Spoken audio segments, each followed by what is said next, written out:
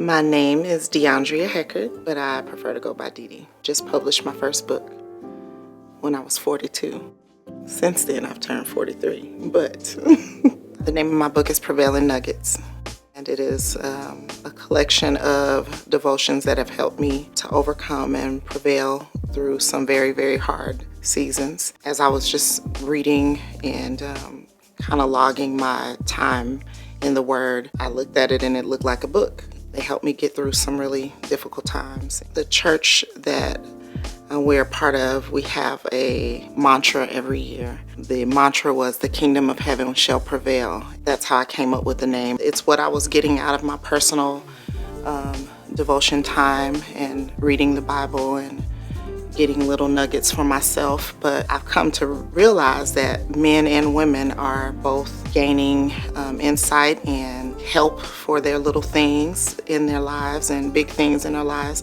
When I found my husband reading my devotional as his personal devotion time, it just blessed my little heart. I have the best sugar honey man on this side of the Mississippi and around the globe.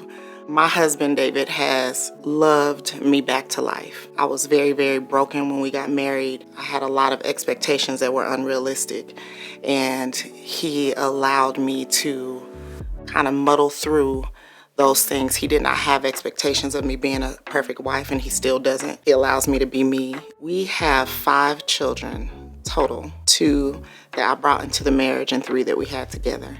And 2 grandbabies, and I guess that would be a total of 7 children. He loves me in spite of all of my many, many, many flaws, and I love him too. We've had a lot of just everyday challenges that you would have with, blending a family and coming together from different backgrounds. But my husband and I find time to still chase each other around the house and break stuff when we are chasing each other around the house and making the kids laugh and wonder what in the world is wrong with them. We get in trouble if we break stuff. That's what the kids say. And we still make light of our life. I find inspiration or someone who inspires me. My grandmother, who just passed away, she had so many challenges. Didn't graduate high school until I graduated high school. We graduated right around the same time. And she always had more money than everybody. She had 7 children. She had many challenges. She came from Mississippi, didn't have a formal education. She always had more money than everybody. My mom, when she gave birth to me, it was under some very challenging circumstances. She found out that my dad was gay and he didn't want to be with a woman and he didn't want a child. And he attempted to beat her up when she was pregnant with me, and she decided to keep me and not abort me, and I'm grateful for that. Not knowing what shame she would face and not knowing what the future would hold for us, she decided to be my mom and not give me up. And the third person is my husband. Every single thing he sets his mind to do, he does it. He finishes what he starts, and I am aspiring to be like him when I grow up. The advice that I would give to a younger me would be, you can do anything. Those 2 boys that you had as a teenager will not stop your progress in your future. Every single hindrance and setback, the abuse you faced, the rape you faced, the humiliation would only be fuel for your future. I would tell a younger me that I look at now, because I see a lot of young girls that remind me of myself. Having a baby at 16, 17, 18, having 2 by 19 does not have to define who you are. You can still graduate high school, you can still go on to college, you can finish a book, you can write a book, you can be a good mom, don't give up, you can finish. Society and your what we call failures does not have to define you.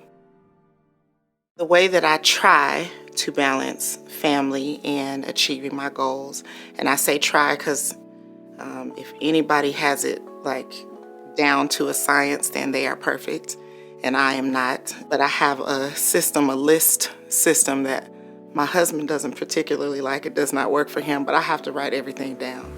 And so at the beginning of the day, very early in the morning, I write down priorities and what I would like to get done, what has to get done. And I kind of have that glass in the rocks, or the jar in the rocks with the sand kind of approach to life. There are things that have to get done that are most important. My husband, my family, they are the big rocks that you put in the jar, and everything else is sand. And if I make sure that the rocks are taken care of, the large stones, then I make small amounts of time for the little things. So writing the book, I had to write down every day, you will edit 10 pages today.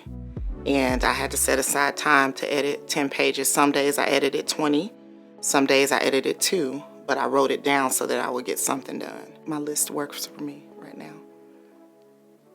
So I have a few books in the works. I am wanting to make The Ladies Lounge, which is where I am now, a podcast, and kind of put it on the map where we can talk about real stuff and have conversations that people are afraid to have in The Ladies Lounge.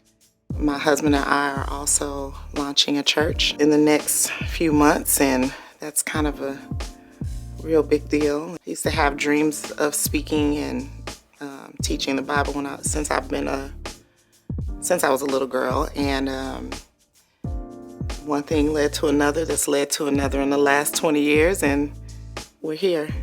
I guess we kind of always knew in the back of our head we'd be doing this. We have a lot going on with our family right now. The words of wisdom that I would have for anybody that would watch this is do what's in your heart to do. When you get that advice at 25 to invest, start investing. Don't wait until you're 50. Do it when you get it. Even if you don't, like for instance, if you have it in your heart to write a book and you're 17, write the book at 17. You're not too young. You may not publish it at 17, but you can always start. Don't allow negative energy, negative people to set your timelines. You set your own timelines. You can move forward with your life, and any challenge that you face is only going to be used as fuel if you allow it. Don't sit and sulk in your faults and failures. Get up, move forward, and help somebody else.